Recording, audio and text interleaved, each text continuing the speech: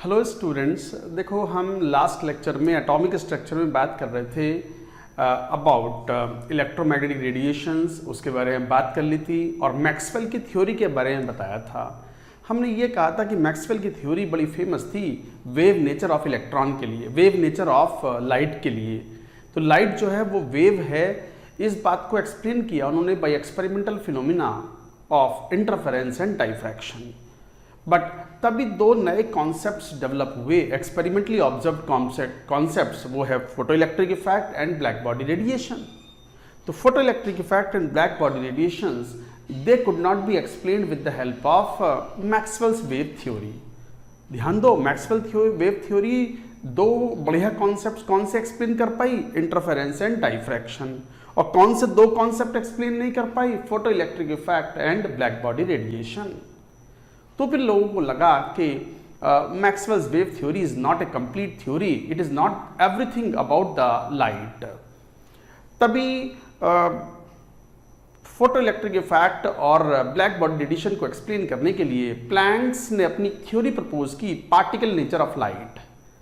उन्होंने कुछ ऐसा कह दिया कि ये जो लाइट है, ये जो ट्यूबलाइट से लाइट आ रही है, this light is nothing but moving in the form of particles called photon. शुरुआत में तो लोग हंसे उस पर कि लाइट क्या पार्टिकल है, लाइट आ रही है तो क्या पार्टिकल है? तो but later Einstein came to the rescue और Einstein came in support of Planck's quantum theory, और उन्होंने फोटो इलेक्ट्रिक इफेक्ट को सक्सेसफुली एक्सप्लेन किया with the help of Planck's quantum theory which could not be explained by the Maxwell's wave theory. Later, black body radiation and photoelectric effect both were explained successfully by the particle nature of light, that means the theory given by Planck's quantum theory. Nutshell में conclusion क्या निकला कि ये जो चार experimental facts हैं, उनमें से दो एक्सपेरिमेंटल फैक्ट्स तो एक्सप्लेन किए Maxwell's wave theory of light ने, और बाकी के दो experimental facts black body radiation and photoelectric effect है, they were explained with the help of Planck's quantum theory और पार्टिकल नेचर ऑफ लाइट। बाद में एक्सेप्ट कर लिया गया कि light has got the dual nature, it has the particle as well as wave nature. Particle nature को हम use कर लेते हैं for explaining photo electric effect and black body radiation, and wave nature of Maxwell को हम use कर लेते हैं for explaining interference and diffraction. And today we say that light has got the dual nature, that means particle as well as wave nature. तो चलिए आज हम बात करने वाले हैं about particle nature of light, that means Planck's quantum theory. तो लिखो heading Planck's quantum theory.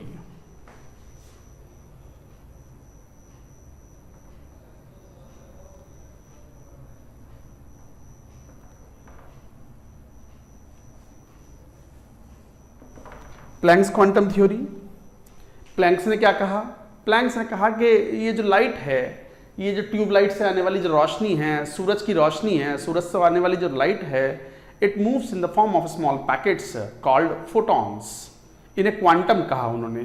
Quantum of light को क्या कहा? फोटॉन। तो उनका स्टेटमेंट ये था कि एटम्स और molecules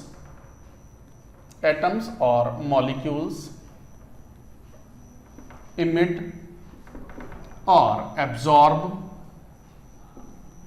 energy only in discrete quantities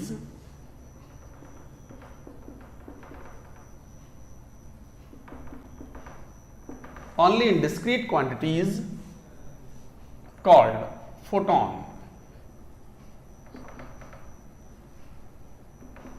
and not in continuous manner, not in continuous manner। तो प्लैंक्स साहब ने ये बात कही कि एटम्स और मॉलिक्यूल्स जो होते हैं वो एनर्जी इमिट करते हैं, एब्जॉर्ब करते हैं only in the discrete quantities called photons and not in the continuous manner. एक सर्टेन वैल्यूज ऑफ एनर्जी ही एब्जॉर्ब करते हैं या इमिट आउट करते हैं। तो Planck called quantum of light as photon,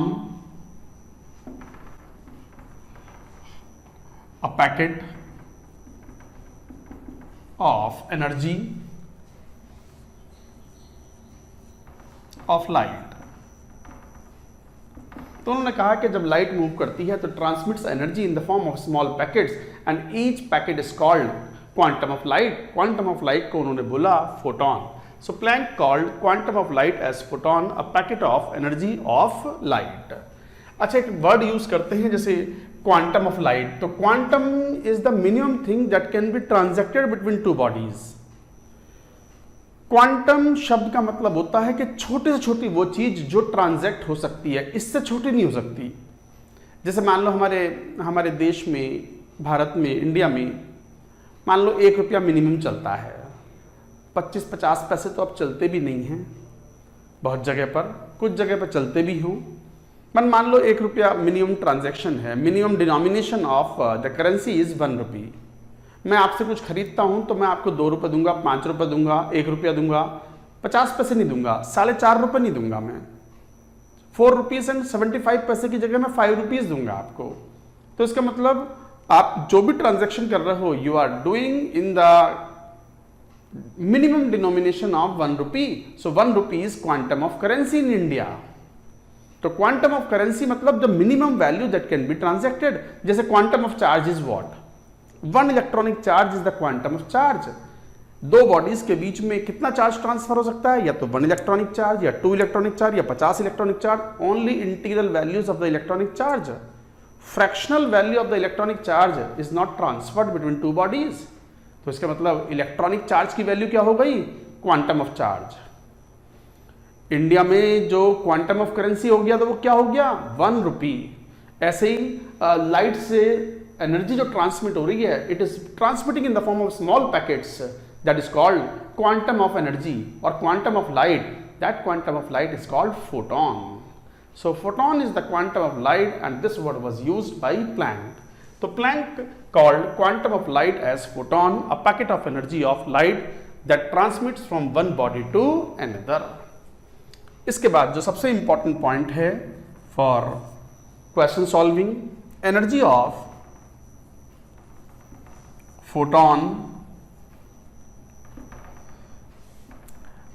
is directly proportional to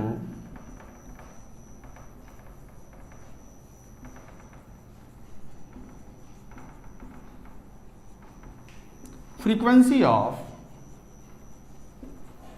light। जो light है उसकी फ्रीक्वेंसी के डायरेक्टली प्रोपोर्शनल है। तो इसका मतलब E is directly proportional to nu. Nu is the frequency of light, so E is equal to h nu, where h कहलाता है प्लैंक्स कांस्टेंट।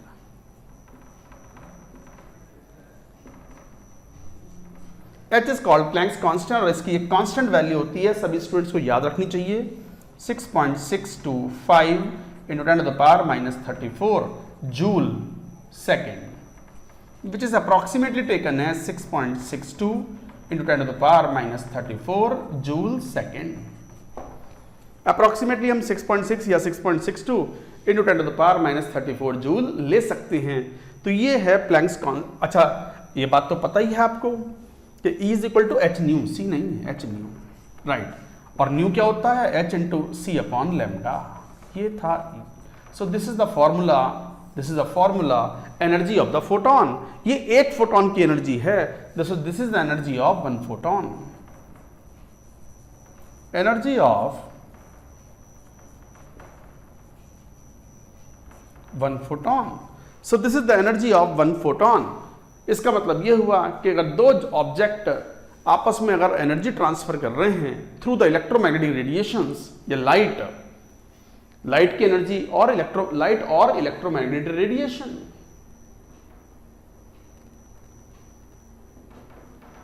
तो वो आपस में कितने फोटॉन्स ट्रांजैक्ट कर सकते हैं? 1 2 3 4 इंटीग्रल मल्टीपल ऑफ फोटॉन्स और एनर्जी h न्यू। लिखो इस बात को भी, पहले यहां तक की बात नोट कर लो, फिर मैं नेक्स्ट पॉइंट लिखता हूं।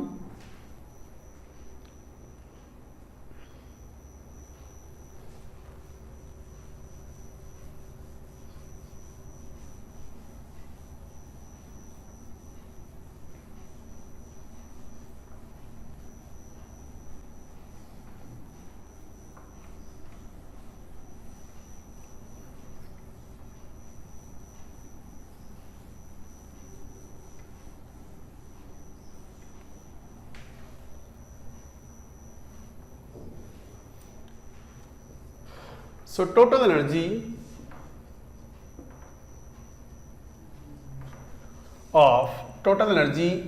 E is equal to n into hc upon lambda, where lambda is the wavelength, where n could be 1,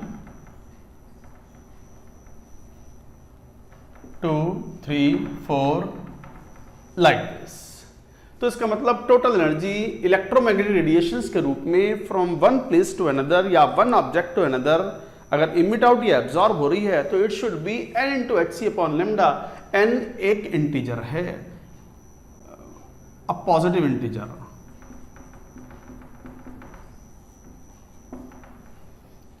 तो n is a positive integer, इसका मतलब यह हुआ an object can emit or absorb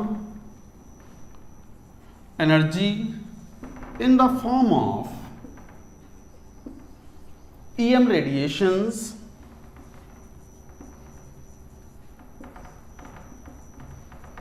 an object can emit or absorb energy in the form of EM radiations only in integral multiple of h nu, that is 1 h nu, 2 h nu, 3 h nu, etc., but not the fractional multiple of h nu.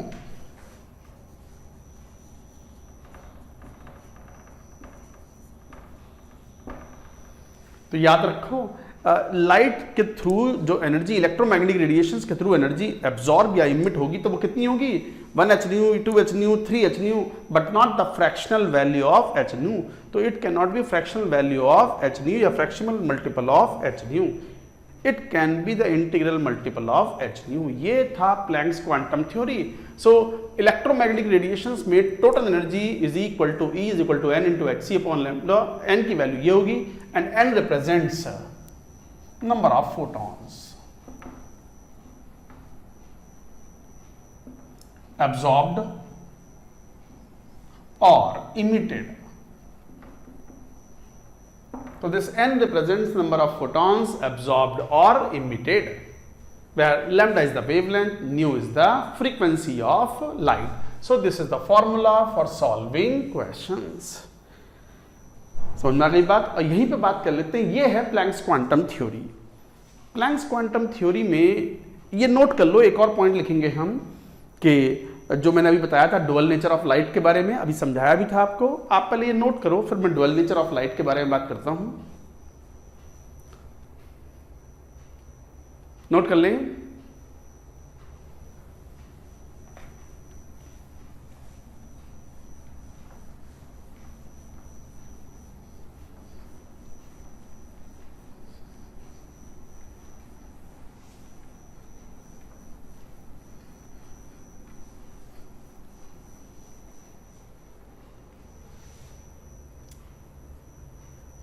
Dual nature of light, light का दोहरा nature हो गया, particle as well as wave nature, particle as well as wave nature. तो what is dual nature of light? Experimental phenomena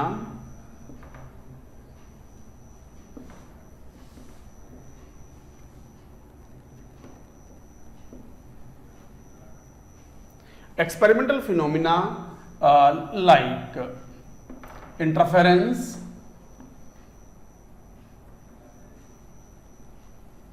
and diffraction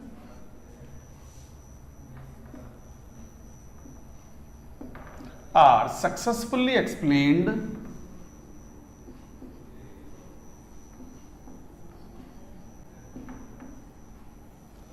experimental phenomena like interference and diffraction are successfully explained by wave nature, of light, Maxwell's wave theory।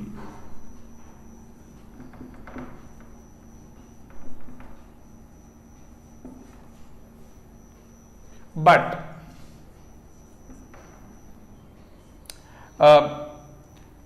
phenomena like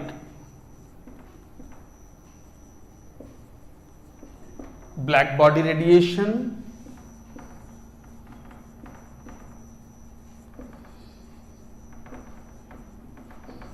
and photoelectric effect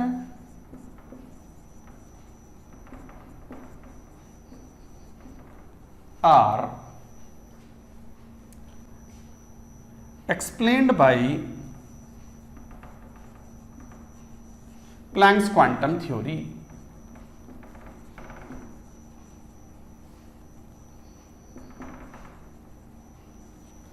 कौन सी? Particle nature of light और particle nature of light.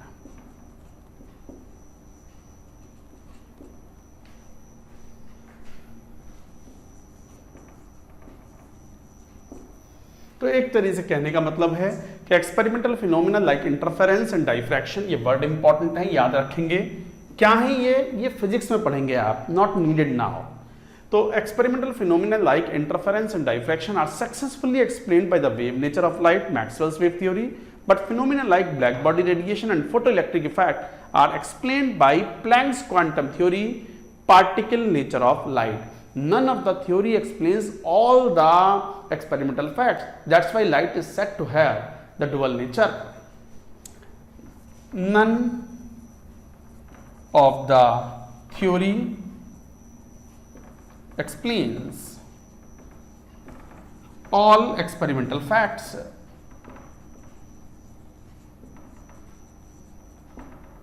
So,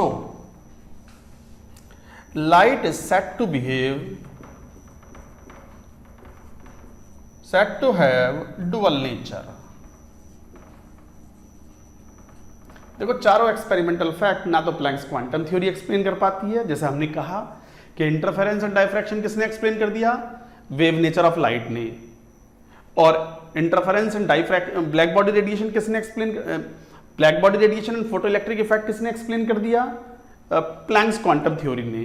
but Planck's quantum theory does not explain the interference and diffraction and Maxwell's wave theory does not explain the black body radiation and photoelectric effect. तो कोई सी भी theory चारों facts को explain नहीं करती, चारों experimental phenomena को explain नहीं करती। तो none of the theory explains all experimental facts. So light is said to have the dual nature, particle as well as wave nature.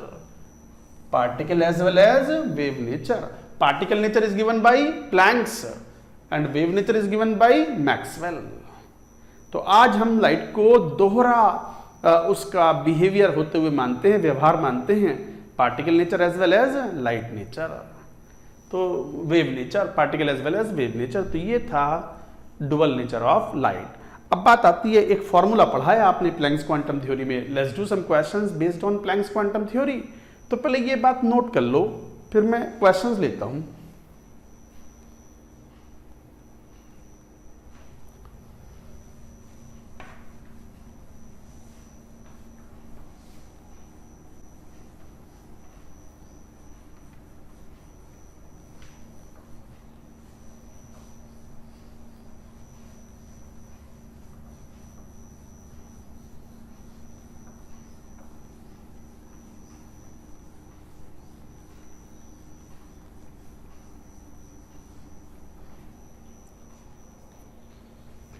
Let's take some questions. तो questions on Planck's quantum theory. तो मान लो question कुछ ऐसे कहा जाए कि bulb मान लो 100 what emits a monochromatic light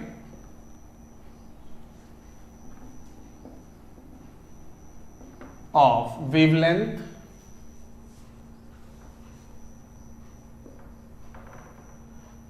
6620 angstrom. Find number of photons emitted by bulb in, मान लो 1 minute. मान लो दिस इज द क्वेश्चन ये एक सवाल दिया, बहुत छोटा सा क्वेश्चन है बट इंपॉर्टेंट क्वेश्चन है। ये क्वेश्चन बहुत ही कॉमन क्वेश्चन है ऑन प्लैंक्स क्वांटम थ्योरी। हम ये कह रहे हैं कि कोई बल्ब है, जैसे ये ट्यूबलाइट ही है, बल्ब मान लिया इसको, इस पर लिखा हुआ है 100 वॉट, तो ये पावर हो गई इसकी। इससे कुछ लाइट इमिट आउट हो रही है, मतलब फोटॉन्स इमिट आउट हो रहे हैं। मोनोक्रोमेटिक लाइट एक शब्द यूज हुआ, मोनोक्रोमेटिक लाइट का मतलब लाइट ऑफ सिंगल वेवलेंथ। तो ये मान लो इस शब्द को जरूर ध्यान रखें। मोनोक्रोमेटिक लाइट क्या होता है?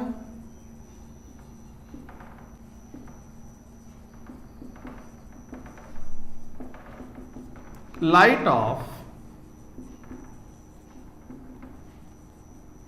Single wavelength, light of single wavelength is called monochromatic light. तो मोनोक्रोमेटिक लाइट का मतलब हुआ जो एक ही पर्टिकुलर वेवलेंथ की लाइट हो, that is called monochromatic light. तो वो मोनोक्रोमेटिक लाइट है जिसकी वेवलेंथ दिस मच, और किसी वेवलेंथ की लाइट नहीं है। तो total number of photons by the bulb in 1 minute क्या होंगे? तो एक बात तो पता है आपको, power is equal to, formula क्या होता है? Power is equal to energy upon time. ये तो पता है ना, बहुत बेसिक फॉर्मूला है ये। अच्छा, तो फिर एनर्जी कितनी हो गई? तो energy is equal to, bulb में जो एनर्जी है it is dissipated in the form of photons और in the form of particles of light. तो energy is equal to power into time. तो पावर कितना दिया हुआ है? 100 watt into how much of the time is given? 60 second. ये joule में आ गई एनर्जी, देख लो भैया, जूल में आ गई है एनर्जी। तो energy is equal to 100 into 60 joule. क्या कर दिया? Power into time. And this energy is equal to, मान लो x photons are emitted out, hc upon lambda. यही तो बोलोगे। मान लो x फोटॉन्स इमिट आउट हुए, h की value 6.62 into 10 to the power minus 34 joule second, into c की वैल्यू तो पता है 3 into 10 to the power 8 metre पर सेकेंड, upon what is the wavelength? Wavelength metre में लेनी होगी। सब कुछ कैलकुलेशन आप SI यूनिट का बड़ा ध्यान रखना होता है बच्चों। एक बात ध्यान रखना, अगर यूनिट की अकल ना आई ना आपको, तो आपके नंबर ना आएंगे टेस्टों में, कभी एग्जाम्स में, IIT में। अगर सब कुछ SI यूनिट में कैलकुलेट कर रहे हो, एनर्जी जूल में ले रहे हो, तो फिर जो वेवलेंथ है वो मीटर में लेनी होगी आपको। And what is the wavelength in metre? That is क्या value? 6.62 into 10 to the power minus 7 metre. आपने इस वैल्यू को 10 की पावर माइनस 10 से मल्टीप्लाई कर दिया, बन गया मीटर। ये कैंसिल आउट हो गया, देखो आसान हो गई कैलकुलेशंस। तो ये जरा देखें तो कितना आ गया? x into 3 into 10 to the power कितना? 7 और ऊपर 8, 15। 15 जब घटाओगे तो 10 की पावर माइनस 19। यही हुआ ना? नहीं, 7 और 8 15। 15 जब घटाओगे इसमें से तो हाँ 19 ही बचेगा। सो दिस इज द वैल्यू। तो x की वैल्यू कितनी हो गई? जरा सॉल्व करो तो कितना हो गया ये? 6 into 10 to the power 3 upon, ये हुआ ना 6 into 10 to the power 3 upon 3 into 10 to the power minus 19। तो 2 इंटू 10 टू द पावर कितना? 19 और 3 22। इतने photons in 1 minute. These many number of photons are emitted out by this bulb of wavelength 6620 angstrom. So like that you can use this formula. So Planck's quantum theory वाला जो formula है, this is quite useful for solving questions. तो ये question था। इसी में एक note करके एक बात लिखेंगे कि कभी कभी हम h और एक यूनिवर्सल कांस्टेंट है, c एक यूनिवर्सल कांस्टेंट है, तो बार बार वैल्यू क्यों रखें? क्यों ना हम HC का एक प्रोडक्ट फाइंड आउट कर लें। एंड लेट अस सी, पहले नोट करो इसको।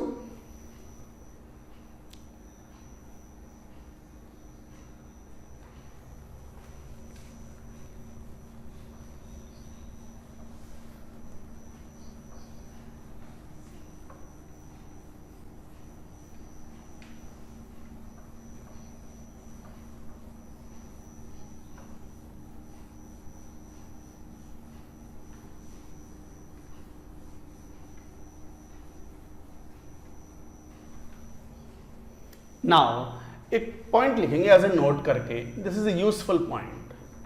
क्या? E इज इक्वल टू मान लो hc अपॉन लैम्डा, ये एक फोटोन की एनर्जी है, energy of one photon, energy of one photon,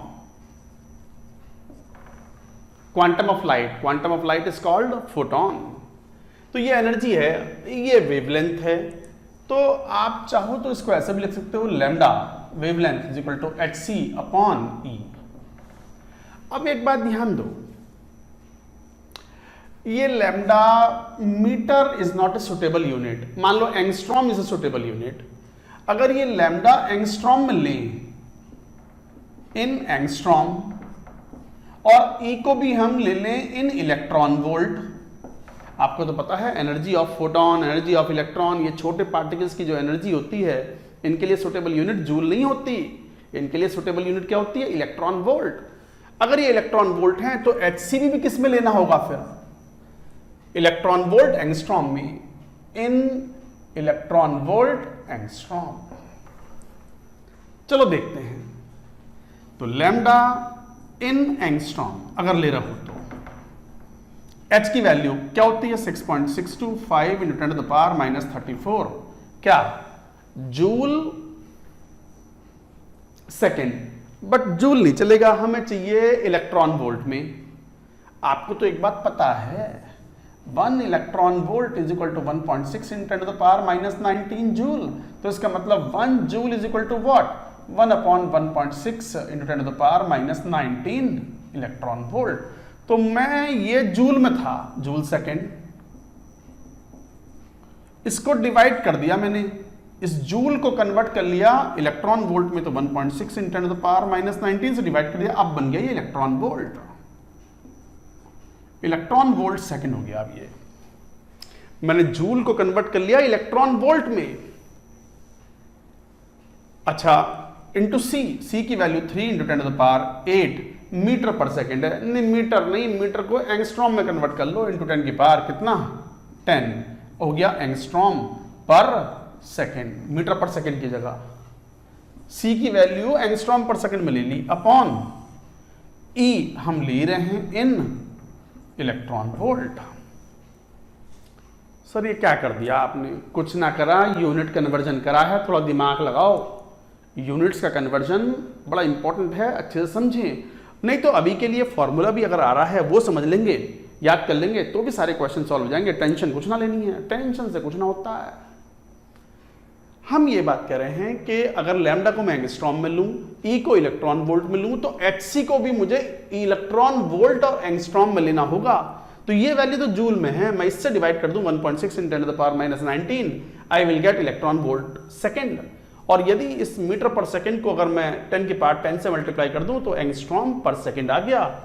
अब जरा इसको सॉल्व करेंगे तो you get lambda in angstrom would be equal to, अब ये 19 ऊपर गया, 10 और 8 18, 18 और 19 कितना हो गया, तो 6.625 इंटू 3 अपॉन 1.6 इंटू 10 की पावर, जरा देखना 18 प्लस 19 37, 37 माइनस 34 3, 10 की पावर 3 अपॉन ई इन इलेक्ट्रॉन वोल्ट।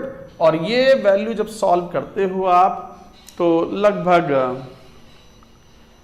16, ये ऐसी आ जाएगी 12,400। तो lambda in angstrom would be equal to 12,400 upon E in electron volt.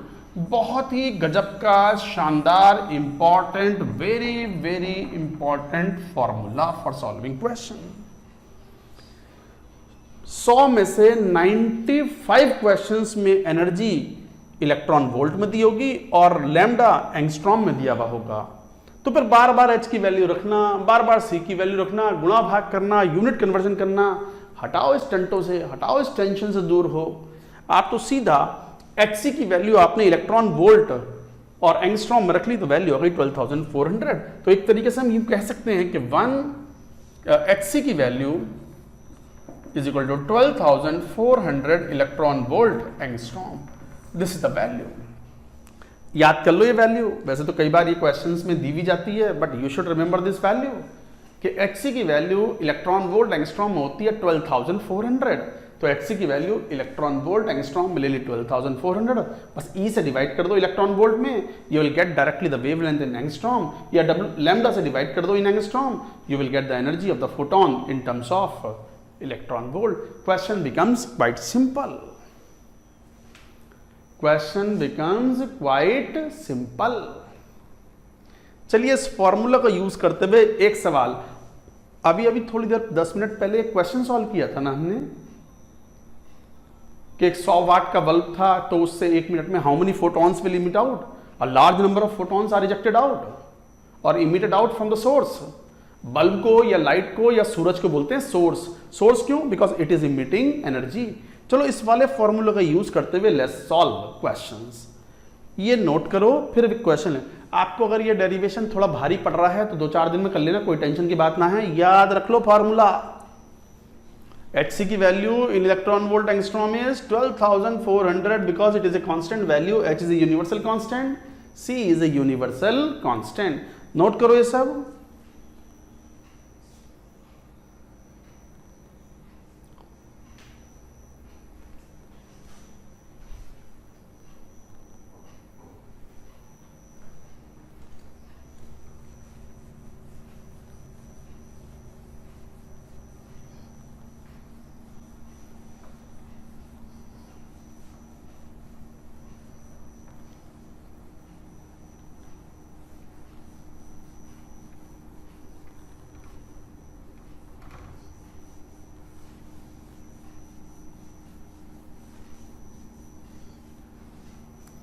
चलो एक क्वेश्चन लेते हैं और इस फॉर्मूले का यूज करेंगे। मान लो क्वेश्चन ऐसा हो कि 40 watt bulb emits light of wavelength 4000 angstrom with 50% efficiency। 50% efficiency के साथ में एक 40 वाट का बल्ब है जो कि 4000 एंगस्ट्रॉम वाली लाइट को 50% एफिशिएंसी के साथ इमिट आउट करता है। 50% एफिशिएंसी का मीनिंग क्या है करेंगे बात अभी। Find number of photons emitted in 10 seconds. बताओ 10 सेकेंड्स में कितने फोटॉन्स इमिट आउट होंगे फ्रॉम द सोर्स। ये क्वेश्चन है और क्वेश्चन में मान लो ऐसा दिया हुआ हो, Hc की वैल्यू दी हुई हो, आप यूज कर सकते हो 12,400 इलेक्ट्रॉन वोल्ट एंगस्ट्रॉम। ना भी दी हुई हो तो वी कैन यूज 1-2 एंगस्ट्रॉम इधर उधर हो जाए तो कोई खास फर्क नहीं पड़ता आंसर पे। ये कैलकुलेशंस में अप्रोक्सीमेशन का ध्यान रखते हैं।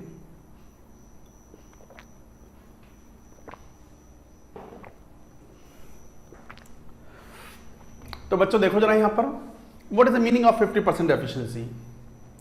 मान लो ये ट्यूबलाइट है, ये मान लो 40 वाट की होती है, 40 वाट इसकी रेटिंग है और ये कह रहे हैं कि 50% एफिशिएंसी से लाइट इमिट आउट कर रही है। इसका मतलब 40 वाट का 20 वाट एनर्जी पर यूनिट टाइम ही इमिट आउट कर रही है। तो सर ये बाकी की 50% जो एनर्जी है वो कहाँ गई? May be in the heating effect. ये ट्यूबलाइट या बल्ब गर्म हो जाते हैं, ट्यूबलाइट या बल्ब हीट अप हो जाते हैं, तो इसका मतलब some of the energy is lost in heat. तो इसका मतलब ये हुआ 50% ऑफ द एफिशिएंसी का मतलब ये हुआ कि जो भी इसकी पावर रेटिंग है उसका 50% only is converted into light and rest is converted into heat and some other forms of energy. तो ये ध्यान रखने वाला था। तो इसका मतलब energy E is equal to power into time. Power कितनी? 40 वाट इनटू टाइम कितना? 10 सेकेंड, बट एफिशिएंसी 0.5। ये एफिशिएंसी का फैक्टर ले लिया, efficiency factor.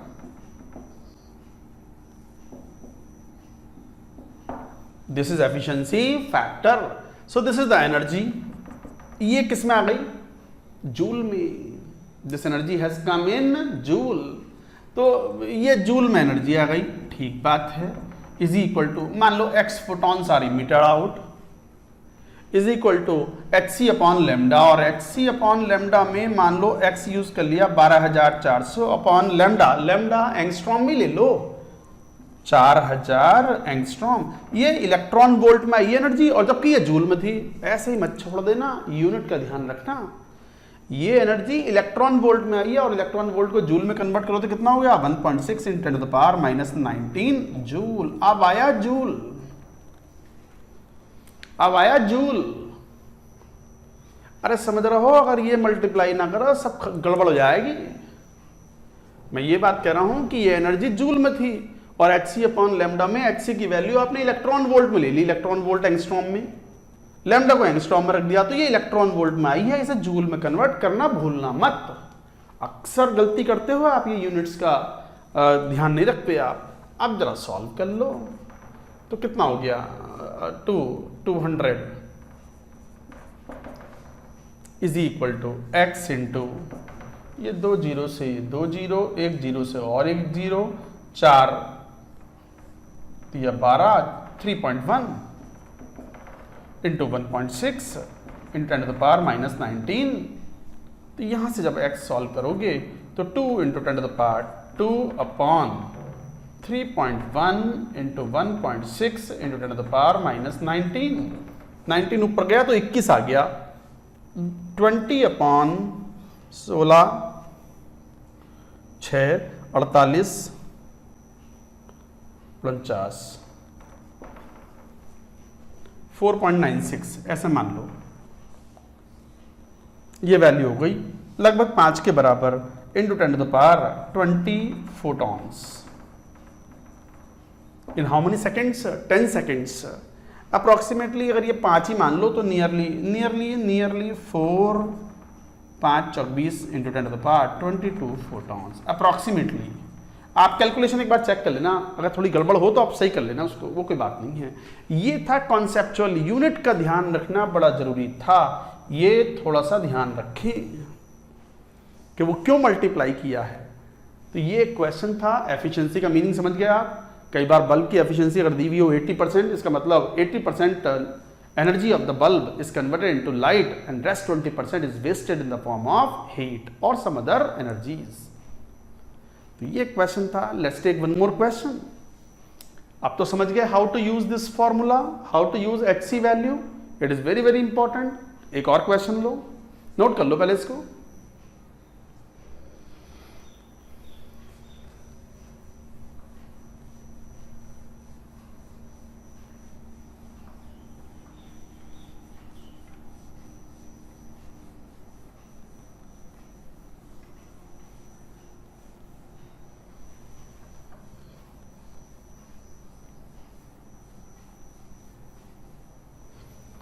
Let us take another question. मान लो ऐसा बोल दिया जाए जैसे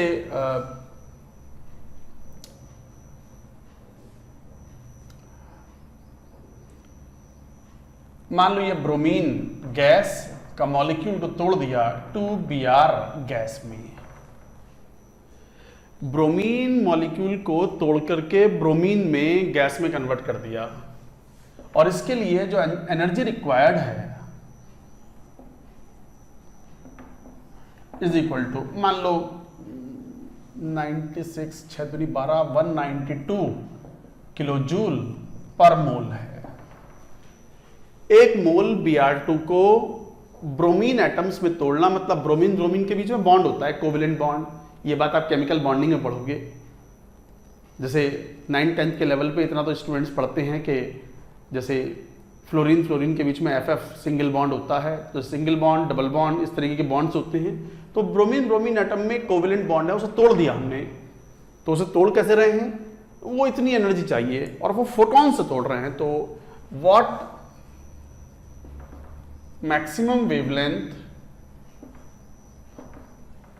of light to be used to break Br2 molecule into bromine atoms। तो ब्रोमीन मॉलिक्यूल को ब्रोमीन एटम्स में तोड़ने के लिए क्या मैक्सिमम वेवलेंथ ऑफ लाइट को इस्तेमाल किया जाना चाहिए, ये मान लो क्वेश्चन है। और कई बार क्वेश्चन में ये यूनिट दी हुई होती है 1 electron volt per atom is equal to 96 kilo joule per mole. वैसे तो एग्जैक्टली ये होता है 96.4 किलो जूल पर मोल। 96 तो यहाँ 190 6 दूनी 12.8 ले लो, कैलकुलेशन आसान हो जाएंगे आपकी। तो 192 से एनर्जी रिक्वायर्ड को लिख दो 192.8 kilo joule per mole. 1 electron volt per atom is given as 96.4 kilo joule per mole. ये भी एनर्जी कन्वर्जन है। इलेक्ट्रॉन वोल्ट को जूल में कन्वर्ट कर लो, फिर किलो जूल में कन्वर्ट कर लो, और एटम को कन्वर्ट कर लो मोल्स में एवोगैड्रो नंबर से डिवाइड करके, तो you will get this value. तो ये याद रख लें, रिमेंबर, इसको मैं याद करवा लेता हूं स्टूडेंट्स को, अलग से याद रखो एज ए नोट करके रट लो। रिमेंबर क्या क्या रिमेंबर, क्या remember, 1 electron volt per atom is equal to 96.4 kilo joule per mole. कभी कभी 96 भी दिया हुआ होता है क्वेश्चंस में, वो चलेगा, कोई बात नहीं। या फिर नियरली 23 किलो कैलोरीज पर मोल। अच्छा ये जरूर याद रखना, 1 calorie is equal to how many joule, 4.18 joule. This is very important, it is a very useful conversion, student should remember. क्या 1 electron volt per atom is equal to 96.4 kilo joule per mole, या nearly 23 kilo calorie पर मोल। दो फॉर्मूले बड़े काम के आ गए आपके सामने, एक तो ये था और दूसरा कौन सा पॉइंट, दूसरा अभी पढ़ा भी था कि Hc की वैल्यू इलेक्ट्रॉन वोल्ट एंगस्ट्रॉम में क्या ली थी, 12400 इलेक्ट्रॉन वोल्ट एंगस्ट्रॉम। दोनों पॉइंट बड़े यूजफुल हैं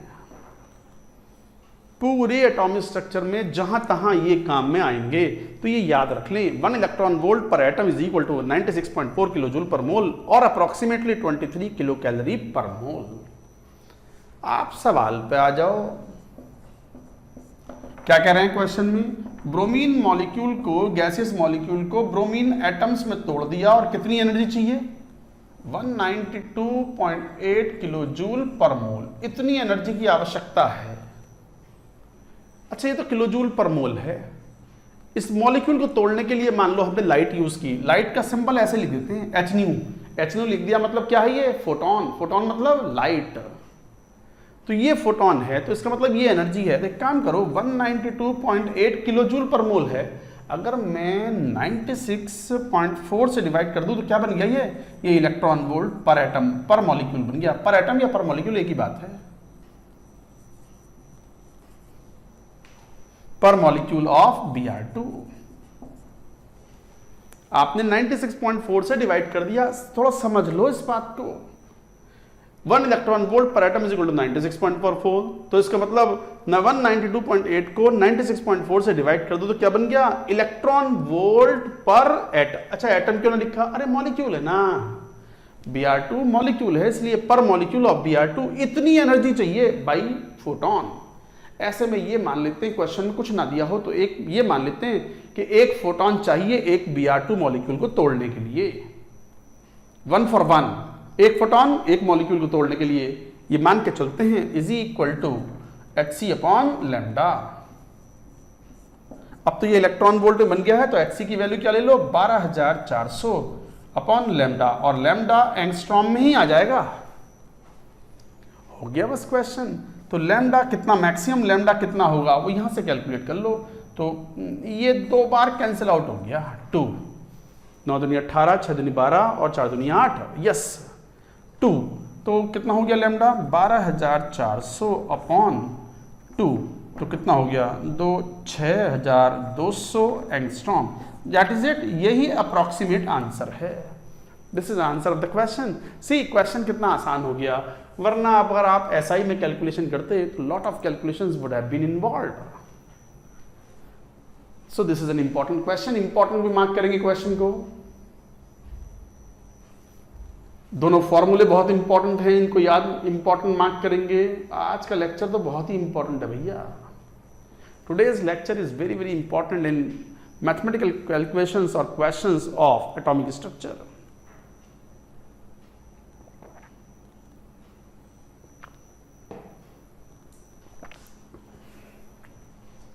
got it?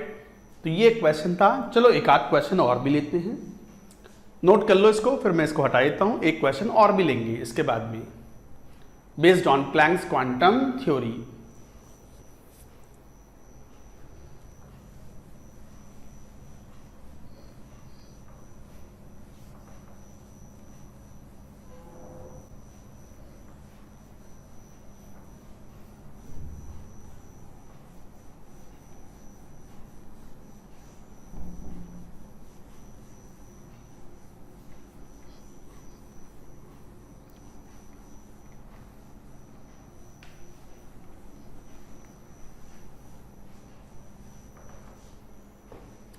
Late us take another question.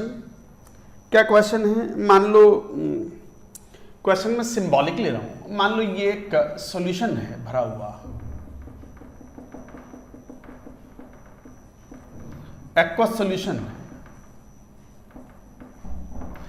इस पर लाइट गिरी। ये सिंबल, ये वाला जो सिंबल है फोटोन के लिए यूज करते हैं भाई कई बार। So symbol of light, photon.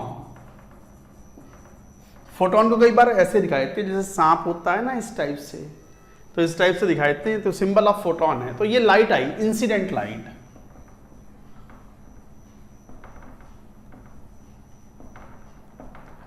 इस लाइट में मान लो ये 4000 एंगस्ट्रॉम है। Some of the energy is absorbed and some of the light is emitted. emitted light of wavelength मान लो 5000 एंगस्ट्रॉम। कुछ लाइट आई 4000 एंगस्ट्रॉम की, एक्वस सॉल्यूशन में टकराई, some of the energy is absorbed and rest of the energy of the light is emitted in the form of wavelength of 5000 angstrom. If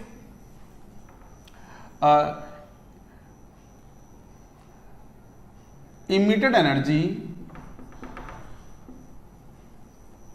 is 50% of incident energy of light, then find ratio of number of photons incident and emitted. ये है question. Question का meaning समझ लो।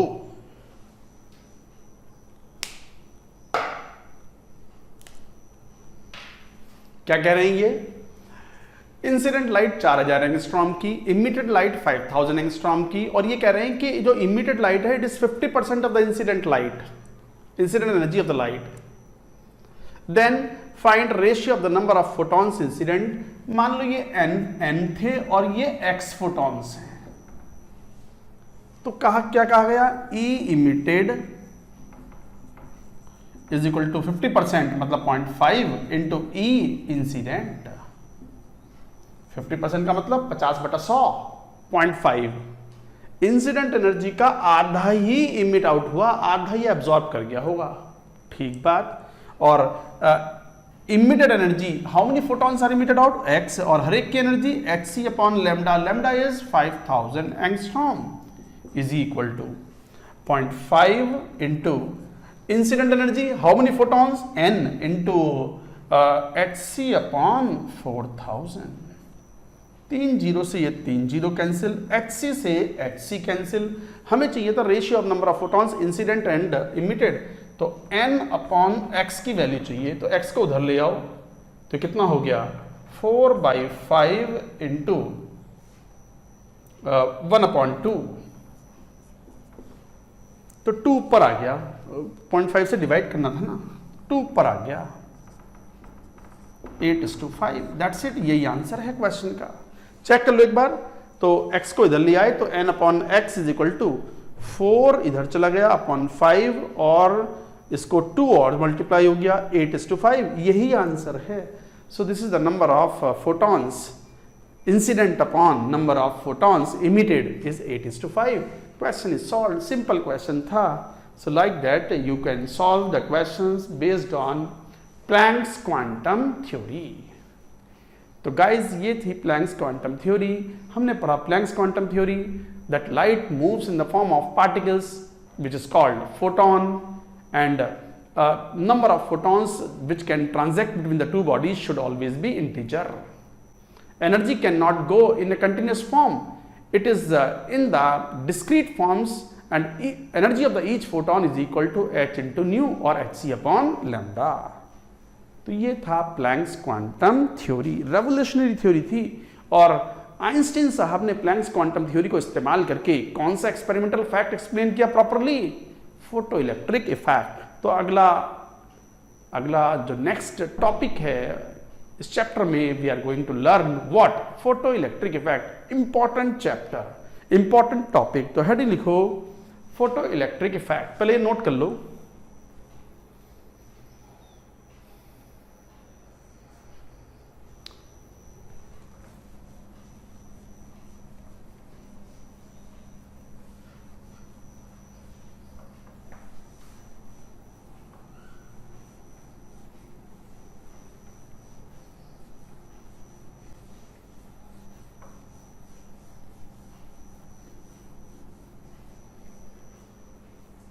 Heading लिखो photo electric effect.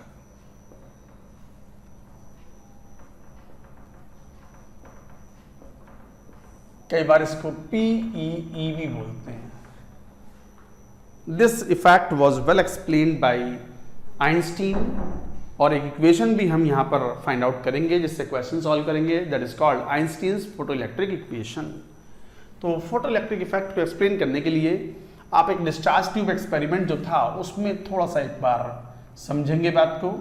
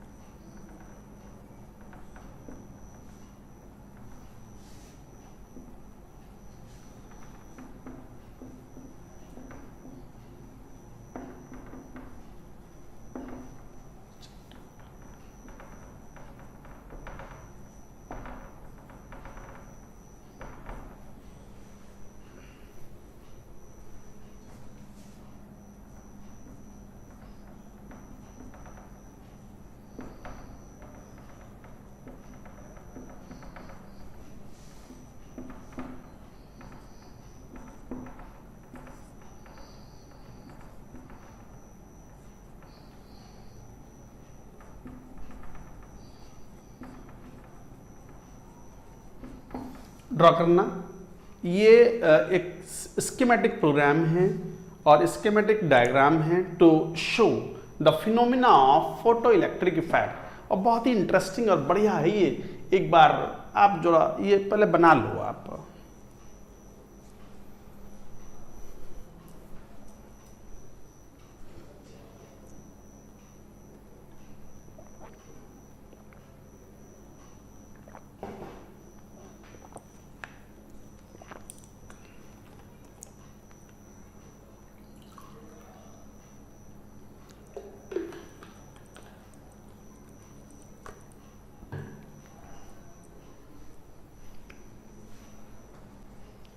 Guys देखो ये जो हम explain कर रहे हैं फोटो इलेक्ट्रिक इफेक्ट, ये बिल्कुल वही discharge tube and this is connect to vacuum. तो क्या बात कह रहे हैं यहाँ पर? आप एक डिस्चार्ज ट्यूब लेते हो, प्रेशर काफ़ी लो मेंटेन करते हो, जैसे हमने डिस्कवरी ऑफ इलेक्ट्रॉन थॉमसन साहब ने मेंटेन किया था, और दो मेटल की प्लेट्स हैं और मेटल की plates are connected through the external circuit, एक स्मॉल वोल्टेज। इस बार वो नहीं अप्लाई कर रहे 10,000 वोल्ट टाइप, ना, we are not applying a very large potential difference. इस बार एक स्मॉल पोटेंशियल डिफरेंस है और वेरिएबल वोल्टेज है। वेरिएबल वोल्टेज का मतलब ये हुआ जैसे आप वो रेडियो में एफएम सुनते हो ना, एफएम 93.7 रेडियो मिर्ची, तो आपको अगर बढ़िया गाना आता है आपका तो आप वॉल्यूम बढ़ाते हो, तो एक नॉब होती है, नॉब को बढ़ा देते हो तो वॉल्यूम बढ़ गया ना, और जरूरत पड़ने पर आप वॉल्यूम कम भी कर लेते हो। ऐसे यहाँ पर भी एक वेरिएबल वोल्टेज होता है। वोल्टेज चाहो तो बढ़ा सकते हो, कम कर सकते हो, उसके लिए सिंबल है ये, एक एरो लगा देते हैं इस टाइप का, और ये एक नेगेटिव प्लेट हो गई मान लो और ये पॉजिटिव हो गई। इस टाइप से आपने कह दिया। अच्छा, वोल्टेज क्यों लगाते हैं सर? ये बहुत छोटी सी वोल्टेज, 2-3 वोल्ट का पोटेंशियल डिफरेंस कुल लगाते हैं, बस ज्यादा नहीं। Small potential difference is applied, वो 10,000 वोल्ट नहीं अप्लाई कर रहे हैं हम। ये एमीटर है for the measurement of the current and photo current is measured. क्या है फोटो करंट? इस बार फोटो इलेक्ट्रॉन्स इस कैथोड या इजेक्टिंग प्लेट से बाहर निकल के आ रहे हैं, वो इस बार पोटेंशियल डिफरेंस की वजह से नहीं आ रहे। इस बार वो लाइट स्ट्राइक कर रही है ऑन द मेटल प्लेट और कैथोड प्लेट या ejecting plate, and electrons are ejected out. Those electrons are coming because of the light falling on to it, and this is called photo electron. Photo means photon, photo means photon, photon means light. तो light की वजह से जो electrons eject out हुए from the metal, that is called photo electrons. Guys ध्यान दो, कान अच्छे से खोल लो और अच्छे से समझ लो इस बात को कि इस बार जो इलेक्ट्रॉन्स इजेक्ट आउट हुए हैं from the metal, it is not because of the potential difference, it is due to the light striking on to it. It is due to the light striking on to it.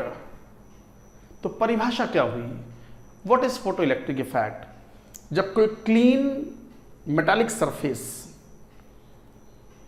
is irradiated with the monochromatic light or light of the suitable wavelength or suitable frequency, then electrons are ejected from the metal.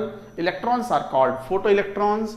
Current flowing in the outer circuit is called photocurrent, and the entire phenomena is called photoelectric effect. लिख लें इस बात को। तो इस बार electrons eject होने का reason क्या है? फोटॉन्स और लाइट। इसलिए बोलते हैं photo electric effect and photo current and photo electrons.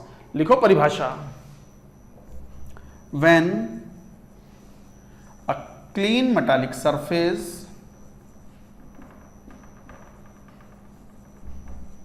is irradiated, when a clean metallic surface is irradiated with light of suitable frequency,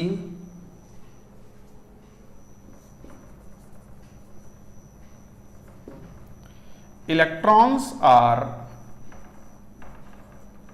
ejected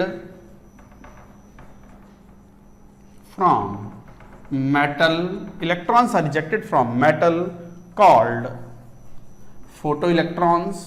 photons की वजह से निकले हैं ना, photoelectrons, and the phenomena is called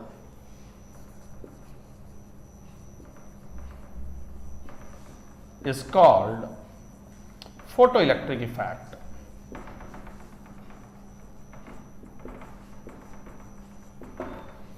इसे बोलते हैं photo electric effect. तो क्या बोल रहे हैं? When a clean metallic surface is radiated, irradiated मतलब टकराए गए, फोटोन टकराए, लाइट टकराई है उस पर, with light of irradiated with the light of suitable frequency, electrons are ejected from the metal called photoelectrons, and the phenomena is called photoelectric effect.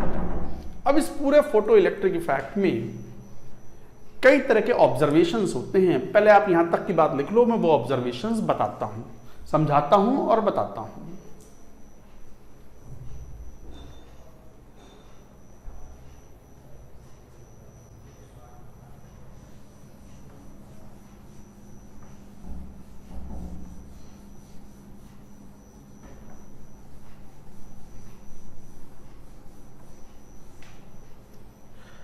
क्या observations हैं?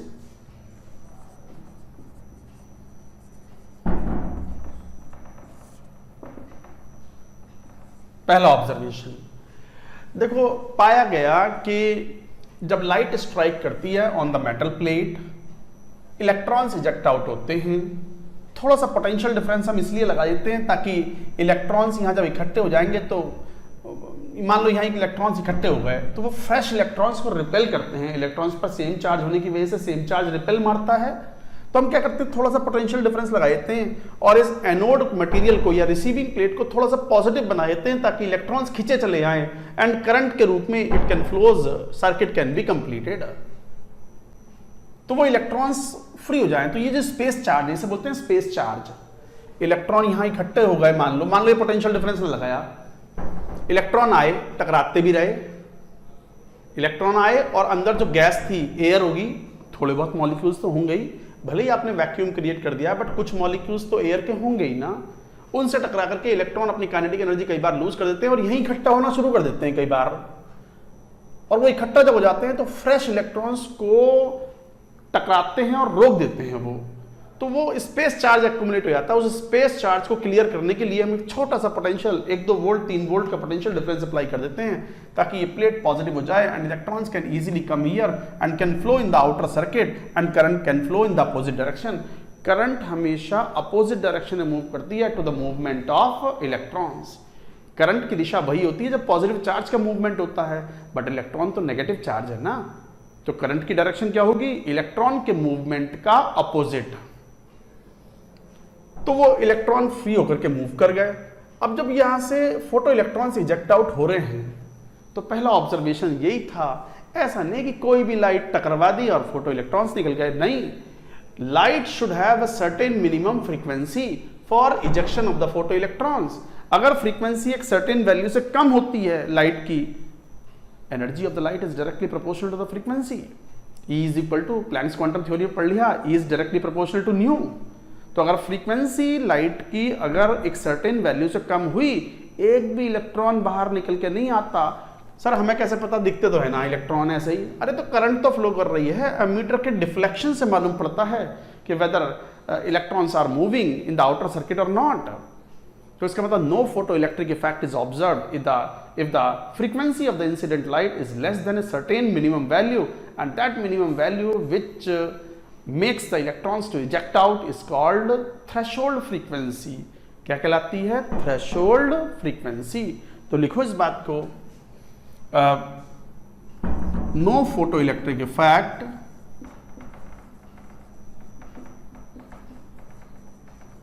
no photoelectric effect is observed when frequency is lesser, frequency of incident light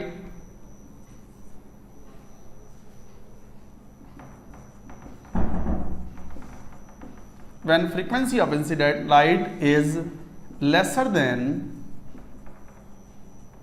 a certain minimum value। इसका मतलब the minimum frequency of the incident light which can show the photoelectric effect is called threshold frequency। So minimum frequency of incident light, minimum frequency of incident light which can exhibit photoelectric effect. Photoelectric effect मतलब photo electrons eject करवा पाए। Photoelectric effect is called threshold frequency.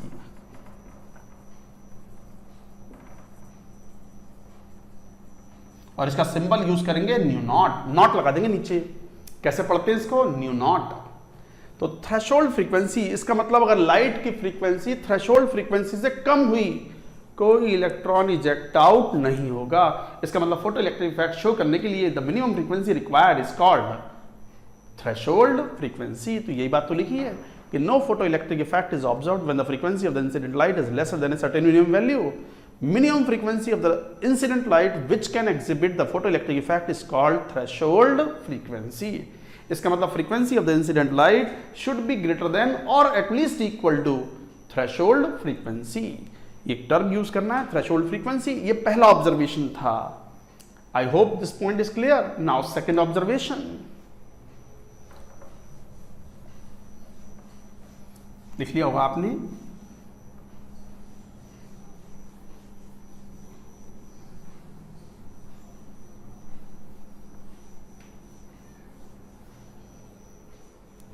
Second point क्या है जरा सुन लो. Second point देखो ये होता है कि जो लाइट आ रही है, लाइट की एनर्जी, हम एक टर्म यूज करते हैं intensity of light. Intensity of light या फोटो इंटेंसिटी एक टर्म यूज करते हैं. तो इंटेंसिटी ऑफ लाइट यहां एक टर्म यूज करते हैं. तो इंटेंसिटी ऑफ इंसिडेंट लाइट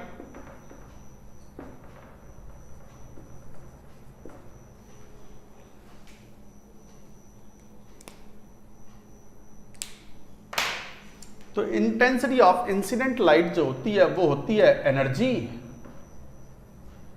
पर unit area per unit time. Energy per unit area per unit time.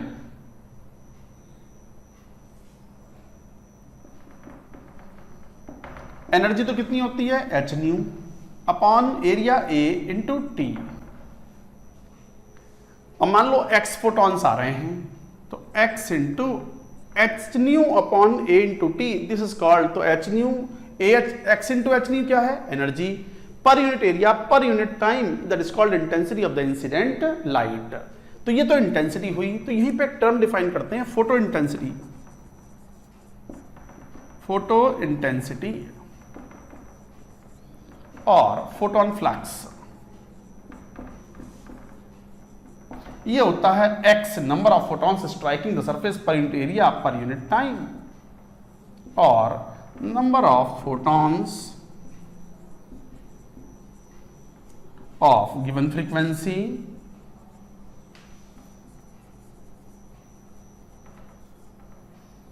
striking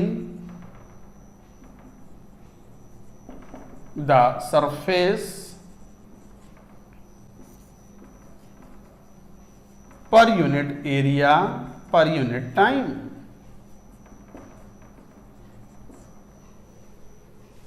Per unit area per unit time.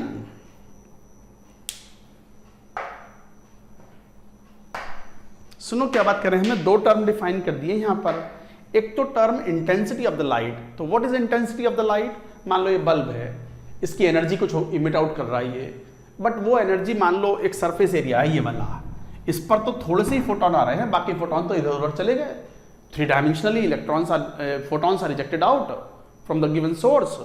तो इसका मतलब ये हुआ intensity of the light is defined as energy per unit area per unit time, or energy of the light is x number of photons and each photon has the energy x nu h nu.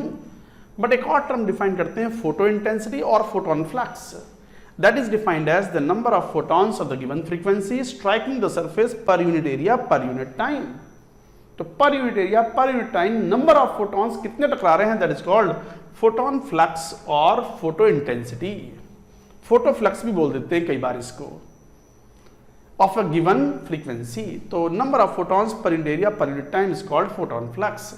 अब ध्यान दो, इस light के दो properties हैं, दो variables हैं, एक तो फ्रीक्वेंसी, एक नंबर ऑफ फोटॉन्स.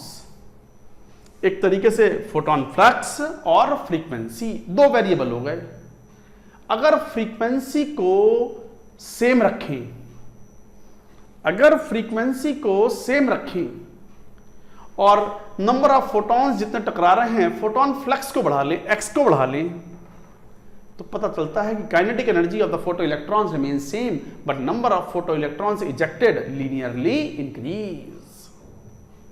लिखो इस ऑब्जर्वेशन को, पहले यहां तक की बात लिख लो तब मैं बात कहूंगा ये वाली, नोट कर लो.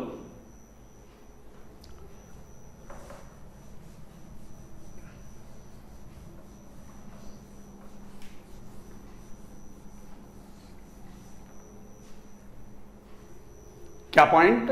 तो second point, keeping frequency of incident light nu to be same if photo intensity is increased, then number of photoelectrons ejected also linearly increase.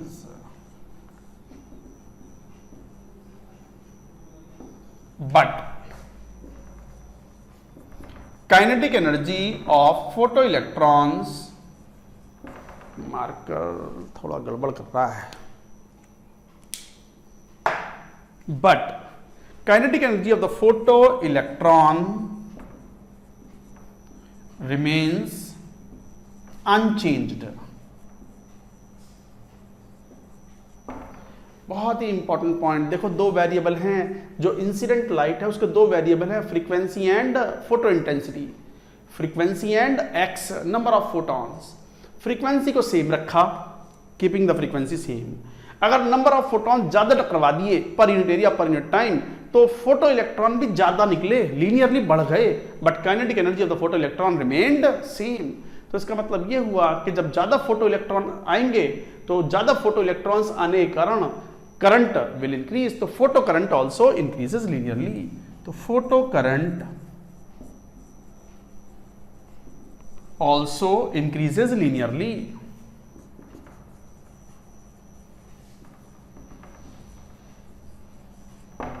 तो फोटो करंट बढ़ गई, photo number of photo electrons ज्यादा होंगे तो photo current भी बढ़ गई, number of electrons बढ़ गए तो photo current will increase, but kinetic energy remains unchanged. याद रखना है। अब देखो दो चीजें हैं, फ्रीक्वेंसी को सेम रख करके आपने फोटो फ्लक्स बढ़ा दिया या फोटोन इंटेंसिटी बढ़ा दी, तो नंबर ऑफ फोटो इलेक्ट्रॉन्स बढ़ गए, बट काइनेटिक एनर्जी कांस्टेंट रहा, फोटो करंट भी बढ़ गई। अब उल्टा करो, क्या? सुनो, इस बार एक्स को सेम रखो, फोटोन इंटेंसिटी को सेम रखो, और क्या बढ़ा दो? फ्रीक्वेंसी बढ़ा दो। तो अगर फ्रीक्वेंसी बढ़ाओगे keeping the photo intensity to be same, then kinetic energy of the photoelectron will increase, but number of photoelectrons ejected would remain same and the photocurrent also will remain same। लिखो इस बात को, second है मैं हटा देता हूं, note कर लो, फिर थर्ड पॉइंट जो अभी समझाया है।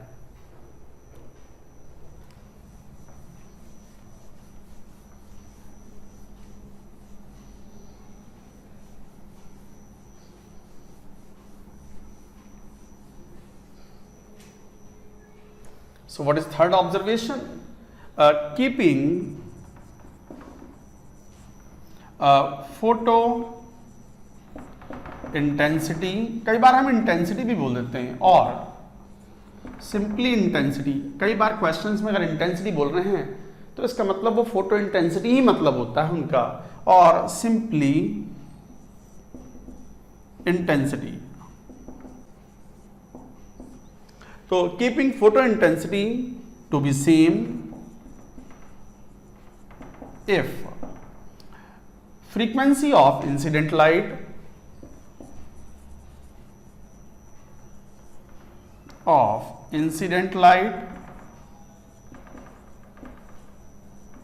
is increased,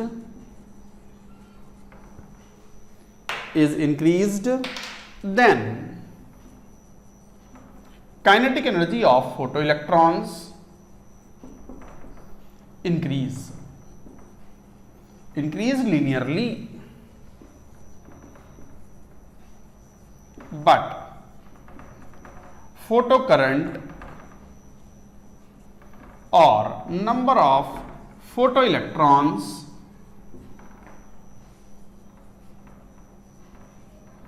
remain unchanged। So keeping photo intensity or simply intensity to be same, if the frequency of the incident light is increased, then the kinetic energy of the photoelectron increase linearly, but the photocurrent or number of photoelectrons remain unchanged. तो ये important features थे। तो क्या हुआ, frequency बढ़ा दी, number of photo electrons उतने ही आ रहे हैं, बट तेज निकल के आ रहे हैं, तो फोटो इंटेंसिटी में kinetic energy of the photo electrons increase but the photo current would remain same. अच्छा, फोटो करंट ऐसा नहीं कि बहुत तेज आ गए तो बहुत नहीं, ये तो वैक्यूम है, यहां की स्पीड और इलेक्ट्रॉन्स की वायर के अंदर स्पीड, कॉपर वायर है मान लो या एल्यूमिनियम वायर है, उसमें स्पीड में बहुत अंतर होता है। There is a drift velocity और drift speed of the electrons inside the electrical wire. You will study in physics in 12th class. 12th class में फिजिक्स में ये सब पढ़ते हो, drift velocity of the electron inside the electrical wire. तो याद रखो, काइनेटिक एनर्जी एक अलग चीज है और करंट जो है वो एक अलग चीज है। तो ये ध्यान रखने वाली बात थी। So these were the points regarding photo electric effect. Photo electric effect में हम photo electric equation of Einstein that also we will talk about based on law of conservation of energy, उन सब चीज़ों के बारे में भी बात करेंगे। तो ये था एक फोटो इलेक्ट्रिक इफेक्ट, हालांकि ये बीच में है, इसको कंटिन्यू करेंगे हम नेक्स्ट लेक्चर में। स्टूडेंट्स, आज का लेक्चर बड़ा इंपॉर्टेंट था, आप केयरफुली एक बार पढ़ें, नोट्स बनाएं, जरूरत पड़े तो 2 बार भी पढ़ें, और जो क्वेश्चंस हमने आज प्लैंक्स क्वांटम थ्योरी पे पढ़ाए हैं, बताए हैं, उनको एक बार रफ कॉपी में जरूर एक बार दोबारा फिर सॉल्व कर लें। धीरे धीरे डीपीपी शीट में homework will come based on these things what we have studied. That's it for now.